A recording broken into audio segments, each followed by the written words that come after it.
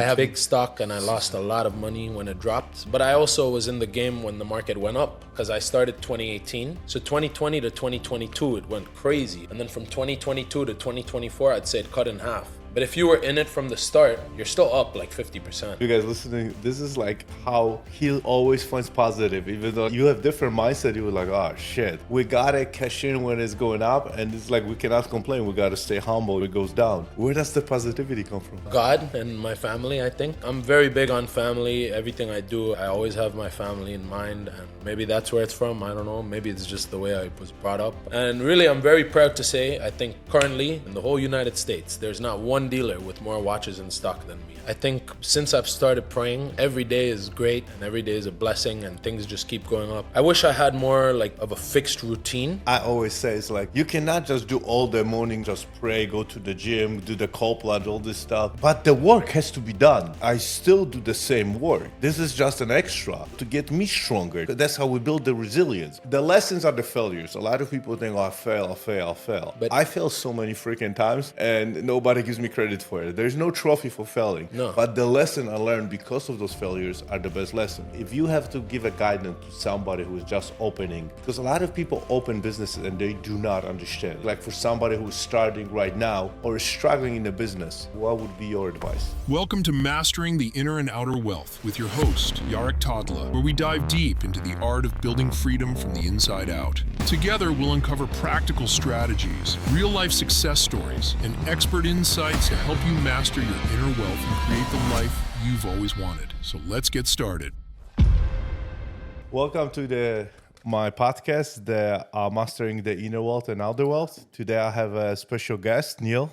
Thank you for being here. Introduction. Thank you. Don't be humble. Go introduce yourself. Tell everybody who you are, and mostly, dude, he showed me his collection of watches. I was like, holy cow! I showed you one picture, and you got distracted. I was already impressed. It's like, no, but when you see the prices attached to the watches, you'll be even more impressed. Okay, yeah, we're more like volume than profit on one deal. You know, I'm a volume guy. Yeah, I'm in real estate, so I'm different. So. I was looking up there 7,000 units. You have that? Yeah. That's crazy. So, So tell me your story. Like, how did you get here? Like, all the struggles. Like, my podcast, Neel, what I talk about a lot is about the inner wealth and outer wealth, of course. You know what I mean? Everybody want to hear about the outer wealth, but I want to talk about the stuff that's going on, the inner critics, how we get there. Yeah. You know what I mean? Because like everybody wants successful, but not everybody wants to go through the road. No, but you got to go through it to get there. Exactly. You have to.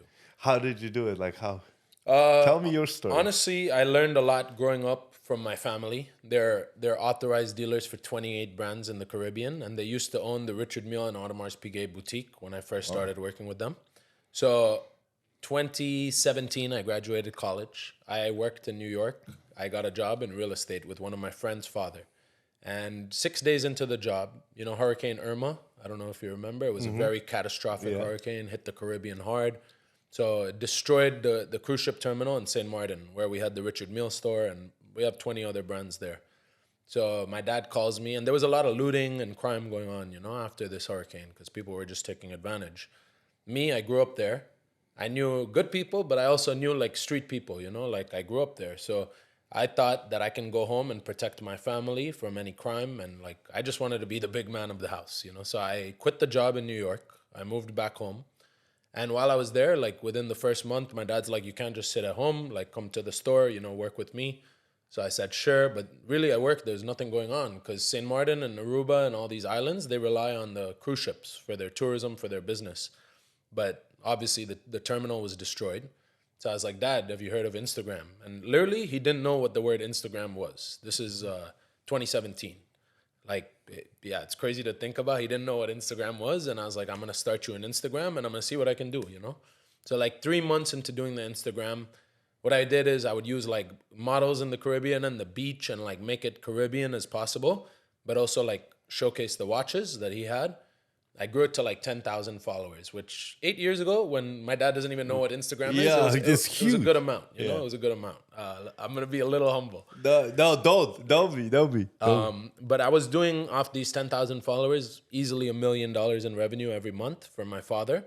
But my father had me on a strict $3,500 salary, no commission. And he's like, well, I pay your rent. You live in my house. I have a cook. He makes you food. Why you need more? 3,500 is good. And I'm like, Dad, it's cool. But How like, old were you at that time? let's say, so it's 2017. So I was 8 years younger. So I was 20. I was 20. I graduated college at 20. I couldn't even legally drink when I graduated college. And I was doing this for him. And I told him, Dad, look, I have big goals and big dreams. And eventually, I rented a Ferrari the same summer that I started working for my dad. I rented a Ferrari in Dubai. It was my birthday. The Ferrari cost $1,800 for the day. And at the time, I had $2,500 in my account. That was my only money I had saved to my name. My dad said he'll put 300 of the 1,800 for my birthday gift. He raised me really strict, even though he had it. And I spent all this money out of my account, but it was the best thing I ever did, I think. The Ferrari motivated the hell out of me. And I was like, by the time I'm 21, by the time I'm 25, I'm going to own this 488 Spider was the car. And I ended up doing it at 23. But how I did it was I convinced my dad to let me part ways with him and to loan me some money. So Dad lent me $500,000. And he saw me do a couple trades, through his bank account because I was running the Instagram for his company. And he's like, look, I think you can make a couple thousand a month, but, you're going to come running back to the family business. But whatever, go do your thing. Good luck. So I moved to Miami and the only reason I picked Miami is because it's close to the Caribbean. Exactly. It's a short flight. A short flight. That's the only reason, sole reason. Everyone was like, go to New York, go to Hong Kong, go to Dubai. Because Miami 8 years ago was not what it is today. Yeah. Now Miami is the new LA, the new New York, right? Yeah, yes. I definitely agree with you. And all my friends, all my family, they all said, this guy's a party guy. He's moving to Miami to party. And hell yeah, I partied. But like I partied in my bank account and the business as well, at the same time. And we started working out of an apartment in Brickell. It was like a 1,800 square foot apartment. It was two of my brothers living with me and myself in a 2-bedroom. They shared a bedroom. And one of my brothers was going to UM. He wasn't helping at all. The other brother had just graduated from Babson in Boston. He came and he started helping. You were the youngest? I'm the oldest. The oldest, I'm the okay. oldest. And literally the table might have been double the size of this table. But off that table, and we would go to the bank to facilitate deals. Like, say you wanted to buy this beautiful Nautilus on your wrist. We'd come meet you at the bank because we don't want to have people up in the apartment. I had a little $500 safe from Amazon, and I put $500,000 plus of goods in there. And the first year, working off that table, we closed $13 million in revenue. Just like word of mouth, doing good business, pushing on social media.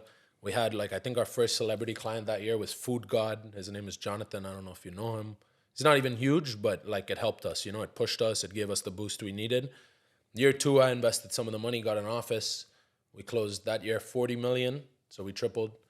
And then just kept expanding, growing the team from there. Year 3, we did $113 million, so triple again. And since then, we've been stable. Unfortunately, I'm trying to up the number again. Dude, I'm speechless, dude. I'm just listening. It's like, holy cow. Yeah, but I always loved watches and cars. Mm-hmm. So, all I did was stock the watches, like the watch on your wrist. I was always into the hype watches. I don't like vintage. I don't like the old stuff. I always loved hype watches. So I just bought what I thought I could sell to my audience. And I love it so much that I'm going to kill it when I try to sell it to you. And then when you look at price, my price is amazing unless you're buying direct from the dealer, which is why that was the first. Yeah, you don't. Because if I want to watch, I want to watch. I don't want to wait. I don't want to be they make you wait 2 years. Yeah. They make you buy 20 watches along the way. Yeah. I'm like, I see the watch, it's like, okay, I take a picture. It's like, I need the watch. And it's like, yeah. And you play premium, man. That's what most of my clients are. They're very they work hard for their money, but when they want something, they want it now. Yeah, and that's the people I love to deal with because that's just who I am also. Mm-hmm. And we do more volume. We work on very small margins, and today we're a company. We've been doing $100 million a year for the last 5 years. Did you guys, because the prices of the watches drop? I have big stock, and I lost a lot of money when it dropped. But I also was in the game when the market went up, because I started 2018, right? Like my own company. And from 2018 to when was COVID? 2020? Yeah. So 2020 to 2022, it went crazy. It tripled. And then from 2022 to 2024, I'd say it cut in half. But if you were in it from the start, you're still up 50%, For me, I've been I don't know if you guys listening. This is how he always finds positive, even though like you have different mindset, you were like, oh shit, and it's like, yeah, but I was, we gotta cash in when it's going up, and it's like we cannot complain. We gotta stay humble, when it goes down. But it's like if you look at over the period of 10, 20 years, that's how I always say it. Exactly. You can just not put it like 6 months or a year. It's like, I mean, like people like do the goals, and then it's like, yeah, this year. My 2024 was the worst year ever in my life, financially. But then I was like, this is only 1 year. I've been in the business 31 years. I think I can take it. For sure. I can take it. So Yeah, and we ride the ups. So like, if you're in it for the long run, like you said, we got to ride the downs. Just part of the game. where does the positivity come from? God and my family. I think I'm very big on family. Everything I do, I always have my family in mind. I pray every day, and maybe that's where it's from. I don't know. Maybe it's just the way I was brought up. I was brought up with my grandparents in the same house, my parents in the same house. But yeah, that's just. Are you back with your father now doing the business or no? No, we're separate companies. I honestly think I smoke his revenue now. But my dad, He's listening. He's listening. It's good. I hope you're proud of me, Dad. But like, he's been in business. Dad, it's time to step up. He's been in business for 40 years, so he has more saved up than me. But right now, the revenue we're doing and the profit we bring in is definitely much bigger than his companies. But yeah, my dad has other stuff going on now: equities, real estate, this, that. So he's good for life. Okay. But I want to just take the family name to a whole new level. I want to build a legacy, and I want all my brothers in the nicest houses, like this beautiful home. I want the nicest cars, I want the nicest watches in my office. And really, I'm very proud to say, I think currently in the whole nation, in the whole United States, there's not one dealer with more watches in stock than me, I think, really. There may be like a Mark Zuckerberg private collector with more, but dealers, none. Doesn't exist. Wow. Yeah. And our road crossed. Well, it's meant to be, brother. It's meant to be. You'll see. You'll like my prices. Okay. I'm sure of it. So what is next for you? Me and right now, everyone's like, "Oh, Neel, you should buy a house in this island, or you should get a plane, or you should get a yacht." But me, I'm always thinking that 90% of whatever I make has to go right back into my business. I can have 10% of fun. But like, I just want to reinvest in the company more and more and more, have the biggest stock. Because like, that's also part of why people love coming to us. Because we have everything under one roof. The Nautilus, the Royal Oak, the Daytona, the GMTs, the Richard Milles, every model. Like, it becomes like a dream for a lot of people to even just come see everything in one spot. It's like these big car showrooms, where you get to see all these brands. I feel like we've created the same thing for watches. And I just want to go bigger and bigger with it because I'm just confident in the stuff I stock. I'm confident in the price I buy it at. I know the market inside out. I eat, breathe, and sleep the market. Because that's what you are. That's what I've been doing for 10 years now. And I'm pretty young. I'm 28. So, yeah, I commit a lot of my time to this. I sleep 4 or 5 a.m. every day. And I'm up and I'm excited every day. I love it. What are your brothers? Are your brothers with you? Or yeah, my brothers work with me. They're partners now. I gave them equity because they earned it. They do a lot. And then my other partner is one of my friends from college who actually worked for my dad while I worked for my dad. And my dad fired him. He was from the Hamptons in New York. And I felt really bad because he took a shot with us. He moved from the States to the Caribbean. So as soon as my dad fired him, within 1 week, I hired him for my new company. And he is the best. Like, without him, we wouldn't be where we are. He's American. So we have my 2 brothers and then my partner, Sean.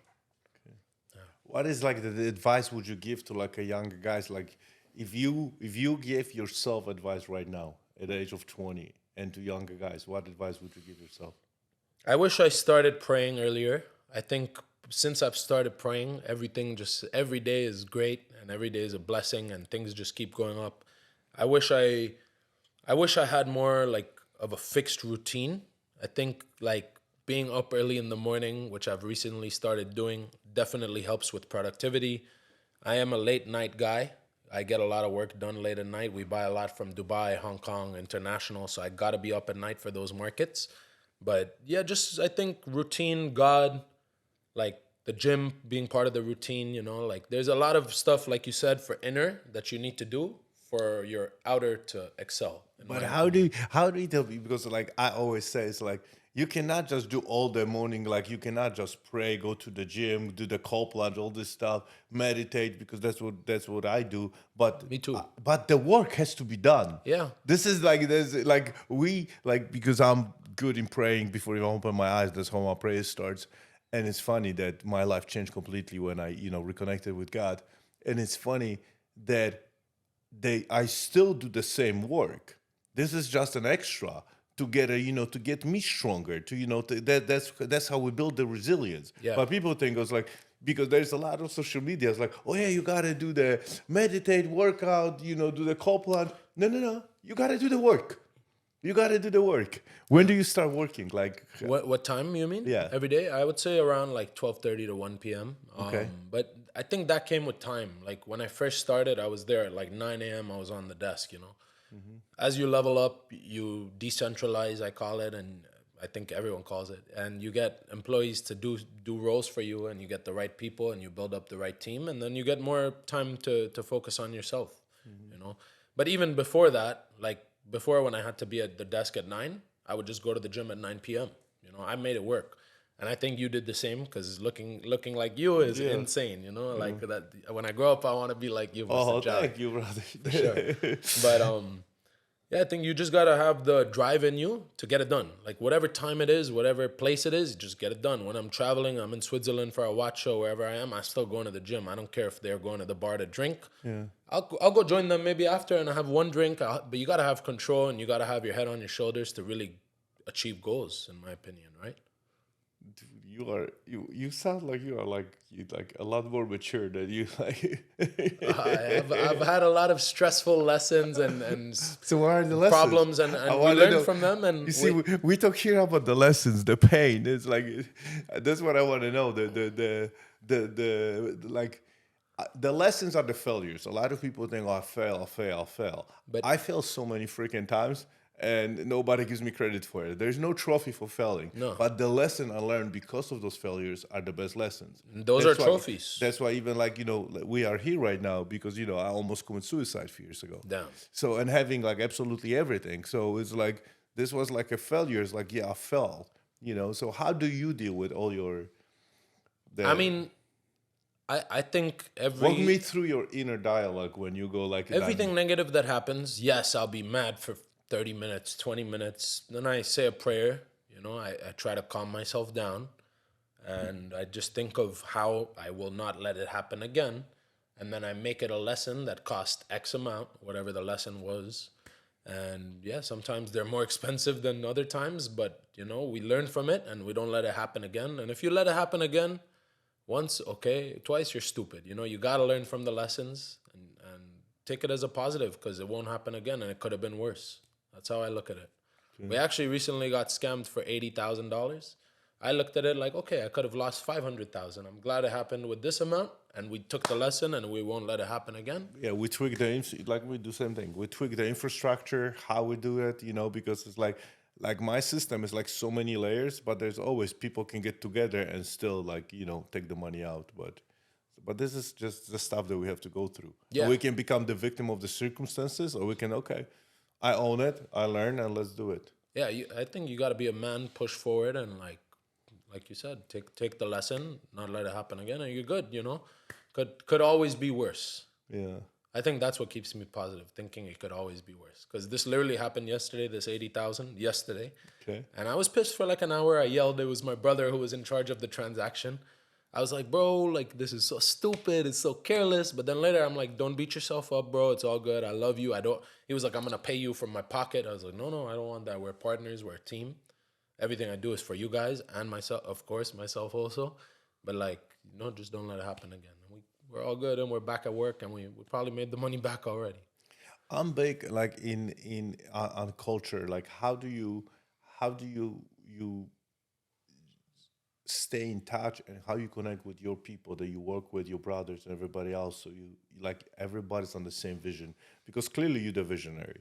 You know what I mean? It's like you the visionary and you figured out. Like people ask me, I have no idea how this shit is done.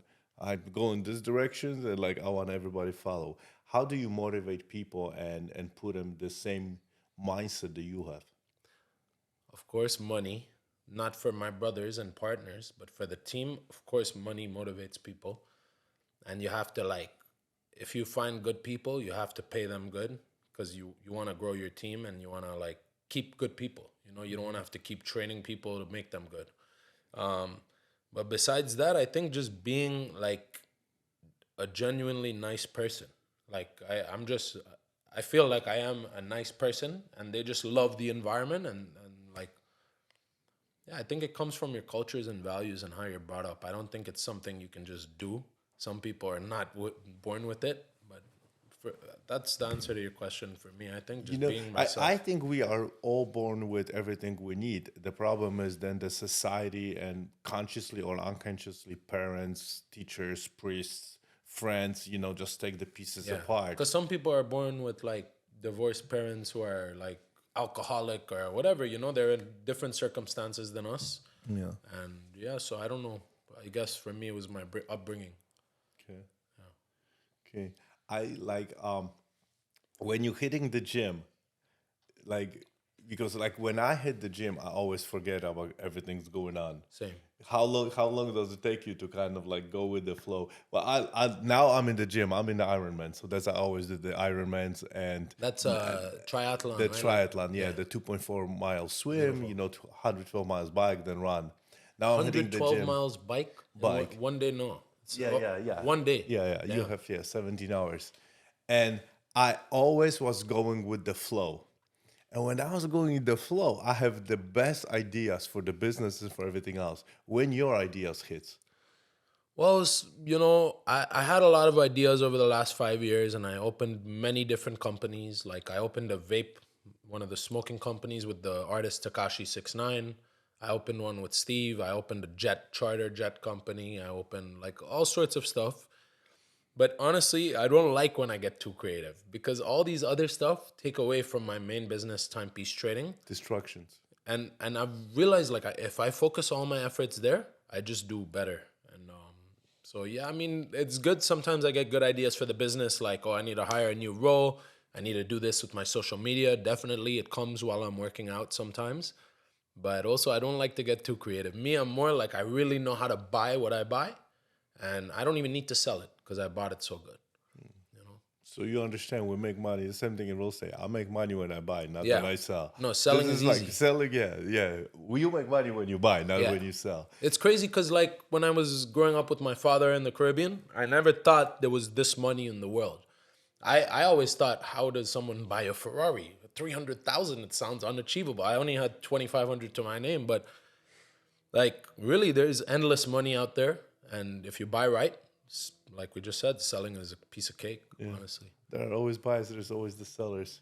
So how do you deal like right now with the economy and everything going? The watches, like everything slowed down, the prices drop. So Are you building your inventory or? usually when crypto and stocks go down, the watch market follows, right? And usually when they go up, the watch market follows both ways. But recently I've seen that like I know stocks are down compared to before. ETH is very down, like crypto's down. But the watches have been stable. I don't think they're going further down than they have. I hope they go up even maybe. Last time Trump was president is when we had the big boom for watches, but it was also COVID time. So I don't know which of the two factors really made it happen. Probably COVID. But yeah, I mean, like I said before, I ride the waves. Like the appeal of my company beyond pricing and service and the team and the social media, it's having everything there. So like I don't care if the market's going up or down. I'm always going to be fully invested in my business. I eat, sleep, and breathe my business. But you have a market niche of just the watches, right? And you do only the high end watches, or what is your market niche? Because Yeah, in order average- to sell this much watches, I mean you have to be concentrated on one. I'm concentrated on a niche for sure. It's the Richard Mille AP Patek Rolex niche, which is the hype watches that everyone in the world wants, and you have Everybody to wait wants it. years to get. Yes. And I think what really helped me is I sold to all the people that are under 40 who have YouTube and TikTok and Instagram, and they put me on their pages, and it just like exposes me to their entire audience. And we sell to the biggest streamers in the world. I mean, like Kai Cenat, I Show Speed, Aiden Ross. I sell to the biggest artists in the world, Drake, 6ix9ine, and just some shout out from them brings so much credibility to the brand. And then it's up to us to like have the team to answer. We get like the leads I get, it's unbelievable at the moment. Like we get too many leads to even handle at this moment. It's a blessing, and I'm still working on those creative ideas to get it handled better and smoother. But yeah, I mean, just being the best we can for them and being there for them and not letting things piss us off, having a positive mindset always. It's definitely brought us this niche clientele. And like for me, it's crazy because I always grew up watching YouTube. Like I was a fat kid. I was very fat. I was obese, and I always loved YouTube. And everyone I grew up watching is now my buddy and client, and it's just a blessing. It's crazy. Wow, Jesus, I gotta. So, how do we tell people? Because people want to like they go through struggles in the businesses, right?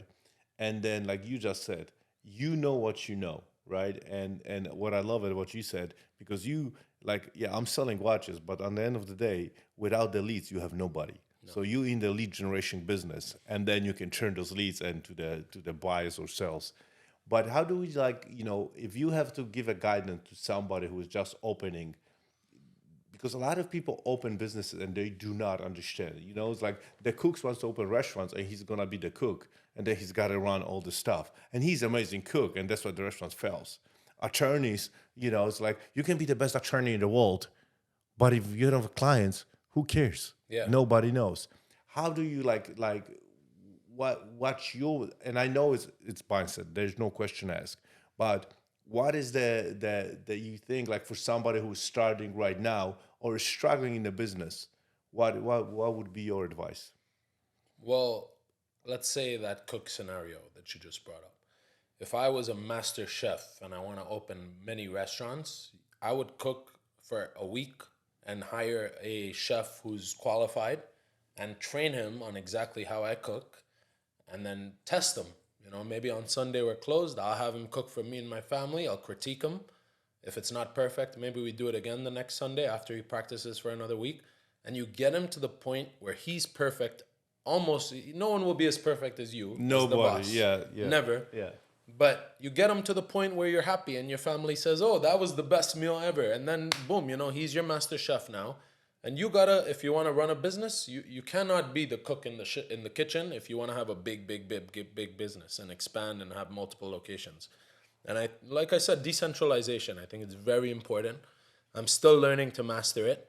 And I think that's what's holding me back from doing. That's gonna be entire life. We're gonna work on our craft entire life. This never stop. Yeah. We don't stop. Yeah. What is your superpower? If I ask, like, what is Neel's superpower? What is my superpower? Don't be shy, dude. I don't think I have any superpowers, bro. Bullshit. No. Bullshit. I We swear all have I our don't. superpowers. I'm really good at making my family happy. I don't know if that's a superpower. It is. Like I just love, more than getting stuff for myself, I love getting stuff for myself, right? But like getting stuff for other people, I think also besides praying, helping my success, I think giving back has also helped me a lot. And it could be the smallest ways possible. Like your valet driver could be very nice to you one morning and you give him $50 and it makes his week and he's so happy. And I just like doing small things all day. I think maybe that's one of my superpowers, giving back. I love to give back. I do it on a daily basis. I don't really write checks to charities because I don't believe in that, but I like to do it personally with people who I have a bond with and see the impact it has on them. I love it. Because, it's like us by giving time, I think that's the most important thing. Yeah. You know what I mean? Because it's easier to write a check. I always say like the more I can make, the more I can write the checks. But it's not, for me personally, it's nothing more fulfilling than just really giving the time. You know what I mean? Same. Like I was a lot of times like taking kids, like my friends on on my jet, or I was taking them to the like a Miami Heat game for the the seats. And there's like, Jarek, I just want to have time with you. I don't care about all the other stuff. And doing stuff like that for your loved ones, I'm sure you can attest to this. Yeah. Like, there's no feeling that matches it. Yeah. It's the best feeling. Yeah. I think like it's some when we reach a mountain, it's like we understand that the transcendence comes. That is like just giving is more. The more we give, the more we receive. Yeah. And even like what I'm doing right now with the podcast and everything else, the more I give, the more I receive. Yeah, you're giving a lot of value in game to the audience. So. It's like so you are surrounded by a lot of celebrities and people, very wealthy people. What do you think is the difference because like a lot of men, and we are men, we're guilty of it, are confusing pleasure for happiness, because pleasure is a very temporary word and the happiness is a long term. Permanent. How, and that's why we have all the substance abuse, alcohol, drugs, and also we have the most suicides. We have 720,000 suicides every year, and 545,000 are men. How do you see what is the what like you being around it? Because I was a lot of time at the beginning. I was buying a lot of watches, cars, everything to get a validation from outside world. How do you see what kind of people you meet? And I asked you like 5 questions. I just realized it. It's okay. I'm getting the grip of it. Yeah. So how do you see it? How do you I think in a city like that we live in, or you live here, I live in Miami. Well, that's one thing. Same crowd. Yeah. Yeah. So I think in Miami, a lot of people do that. They buy stuff for validation.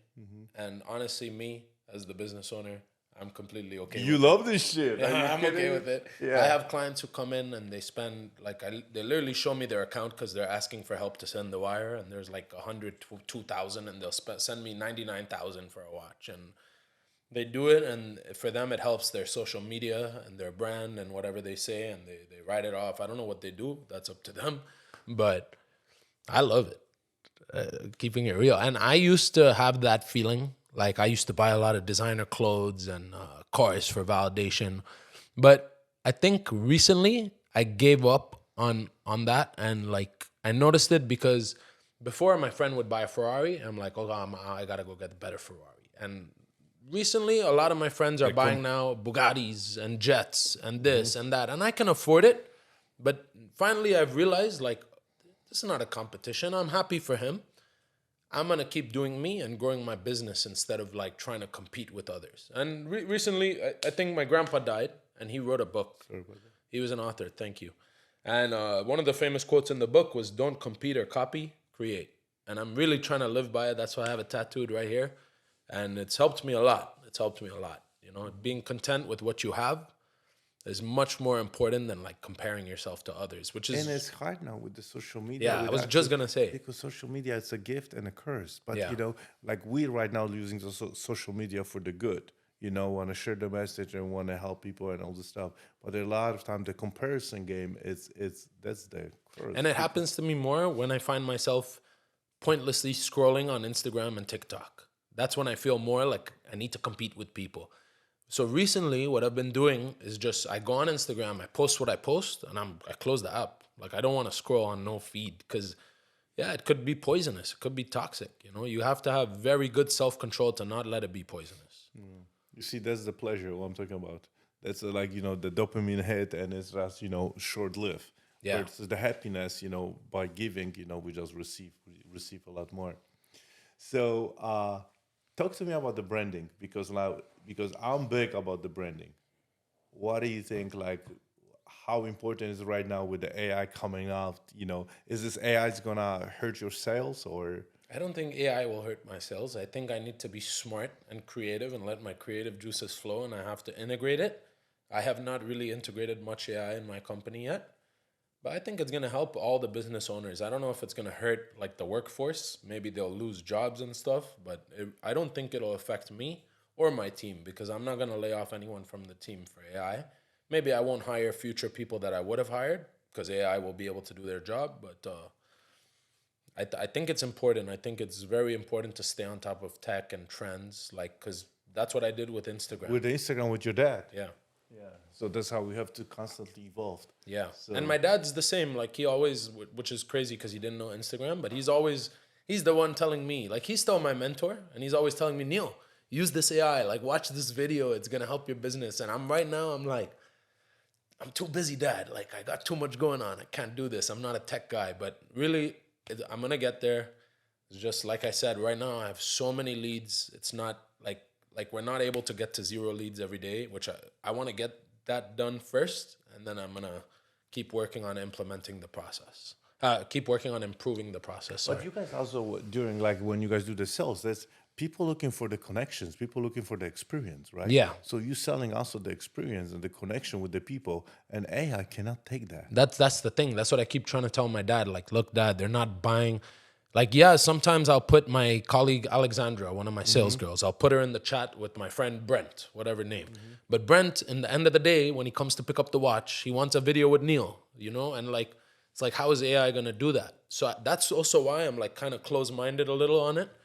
But we all know as business owners and entrepreneurs, like, you got to evolve with technology to be on top of the game. So it's just a matter of time before I think all of us start implementing AI.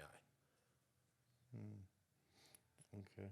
I gotta, if it comes to watches, like, tell me your favorite watch. Like My favorite watch, your one. You have only option one. I have 2. Can I say 2? Because they're like equal. They're very equal for me. Okay. So- but if you tell me 2, you gotta tell me why. I'll tell you why, sure. Okay. So I'll start with number 1. Okay. I'm not wearing it today, but it's the RM35, the Rafael Nadal. And honestly, I was so in love with the watch that if you know the watch, the case is TPT. Richard Mille calls their forged carbon. It's patented. It's called TPT.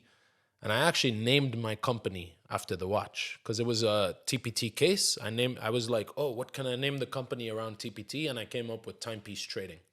And now I'm blessed where I can finally own this watch in my collection. When I started, it was like 50% of my net worth. That no way I would have put it in there. But now I have the watch. Second favorite is this one on my wrist. That's I have it tattooed in my logo on my hand. It's the AP Open Worked, but I always wanted the rainbow variation since it came out, and it was $1 million when it came out, which was crazy. Now it's 400,000. So when it came down, I finally picked one up for myself, and yeah, those are my favorite watches. This one simply because it's so beautiful. Like, I feel like I could just stare at it for an hour. This is a gorgeous watch. Yeah, and white gold. What is the most expensive watch you guys have? Right now we have sold. The most expensive watch we've sold was the RM Smiley RM88. Have you seen it? Yo, dude, I'm clueless. I know some of the watches, even like your watch. It was I'm gonna show you a picture, but we should pop it up on the screen too. Okay. But it was $2.8 million at the time, which is not even a crazy amount. Like, I should have sold a bigger watch by now, but like I said, we're like very big on volume. We're right now doing like 300 to 500K a day in sales. So, but this watch was 2.8 million. Oh my god. Yeah. $2.8 million. Yeah. Okay. What is this? RM88, the Smiley. Okay. We sold another watch around the same price tag to Canelo Alvarez, the boxer. It was 2.2 million. It was the RM Rockstar. They're all very playful watches, these expensive ones. Right now we have a $2 million watch in stock, the Patek Grand Complication 6304 rose gold with the baguettes everywhere. But I'd say my sweet spot, like we sell a lot of watches between like 150 to 450. We do a lot of those. Dude, I'm just impressed, man. I was like, You shouldn't be impressed. Look at the house you're sitting in. I'm the little guy. I'm like, That's such bullshit. Bro. Bullshit. No, it's funny. It's like there's a bubble for everything. Yeah. You know what I mean? And it's like, I remember like me and Jessica, we walked in the store when I was getting on the Ironman race. And I took her to the store. And the store, the bike store, Neel, it was like this. Small. Like small, right? She walked in and she's like this. We're leaving the store. Like, I know everything in the store. Everything. What is for like this. She leaves the store and she's like, I have no idea what. I'm like, what are you talking about? Like, babe, this is bike stuff.